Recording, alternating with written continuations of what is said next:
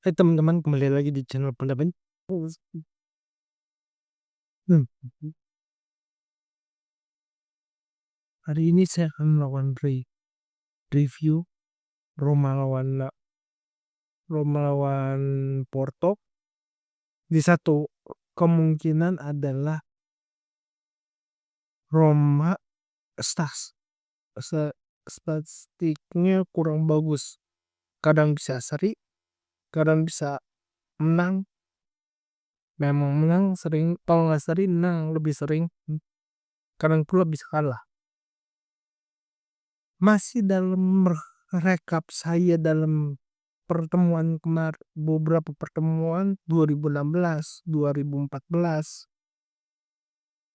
dan terkhusus dalam ajang Eropa, Porto ini selalu menang lawan Roma di ajang ini. Tetapi kalau kembali lagi komposisi kedua tim, Roma lebih unggul. Apakah fakta Roma lebih unggul itu bisa menjadi statement positif atau legitimasi bahwa Roma akan menang? Gak bisa. Terlepas dari Roma bakal bisa menguasai pertandingan, itu adalah hal yang harus dilakukan untuk skuad Ranieri karena dia sudah memiliki banyak pemain yang punya kemampuan mengolah bola. Zelensky boleh minggir, tapi gol Gothat, Edin Salah, Denis Resi, bahkan Balzanzi, Dybala, dan Emerson tuh harus bisa memberikan pengaruh positif terhadap tim. Itu salah satu faktanya. Fakta kedua yang tidak boleh dilupakan adalah bagaimana kita memandang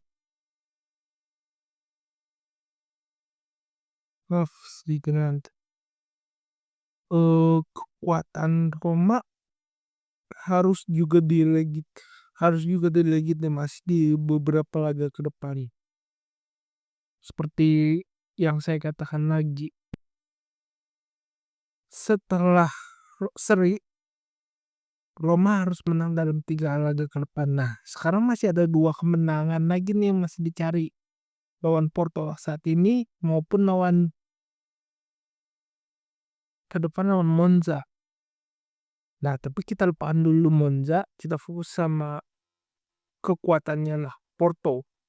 Kekuatan Porto, kalau kita lihat dari tim ya, lepas dari gaya-gaya serangan balik atau penguasaan bola secara cepat, kayak Miora, Kosko, nama-nama kayak Mo Mo Moira-nya baik banget di sana. Tapi yang jelas adalah gaya mereka tidak lepas dari bagaimana menguasai kedua sayap terlebih dahulu untuk memperbesar peluang di lini depan.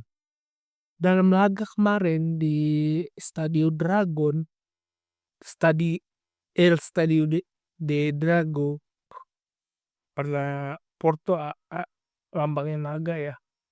Yang perlu kita kutip secara jelas adalah kemampuan gelandang Porto itu menakutkan, strikernya tidak terlalu menakutkan. Berbanding terbalik dengan Roma, kemampuan gelandang untuk mengirimkan bola-bola positif, Roma sangat kesulitan. Karena ya, di balik sosok Dybala sebagai jiwanya Roma, ataupun Paredes sebagai merasa dia sebagai leader, ataupun Angelo sebagai pemberi umpan, pemberian umpan ke Dovi, entah Eldor sama Rodov, itu masih terpuruk. Dovi ya sebagai striker, terkadang dia sifatnya sangat voucher atau striker murni, kadang dia jadi banyak banyak pergerakan. Shomurodov terkadang dia striker murni tapi juga bisa menjadi sayap. Satu kekurangan Roma adalah kurang bisa memberi umpan secara matang di daerah kotak penalti. Hal itu berefek di bagaimana mereka menyelesaikan bola muntah di luar kotak penalti. Karena dia sistemnya berjalan sepak bola yang ngeras, menyerang serempak ya.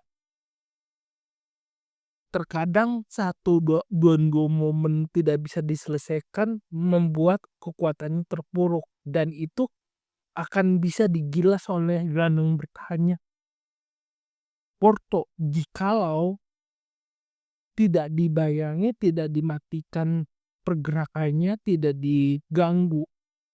Meskipun kalau ngomongin mengganggu, berarti ada beberapa permainan yang harus dipertimbangkan. Dan sekedar info juga, Alexis Samaker juga nggak bisa main. Jadi ada sisi pro kontra yang bisa kita katakan. Di satu sisi, Roma seringkali lolos dari jebakan playoff ini sebagai membesarkan hati Roma, meskipun secara permainan masih belum betul-betul dikatakan aman. Di sisi lain, Porto sebagai orang pernah juara sebenarnya masih belum dikatakan sebagai permainan sebuah klub besar, terlebih sebagai klub yang pernah mengecap manisnya juara. Jadi podenya kan rasa 50-50, meskipun Roma kalau mereka bisa bermain seefektif lawan Parma, ada kemungkinan dia bisa menang. Sekian dari saya, kurang lebih mohon maaf. Jika suka silahkan like video ini, subscribe pendapat Joseph. Jika ada kritik, saran, terus komentar. Jika ada tim berinvestasi, silahkan klik link Saweria di deskripsi. Akhir kata, sampai jumpa di video selanjutnya. Terima kasih.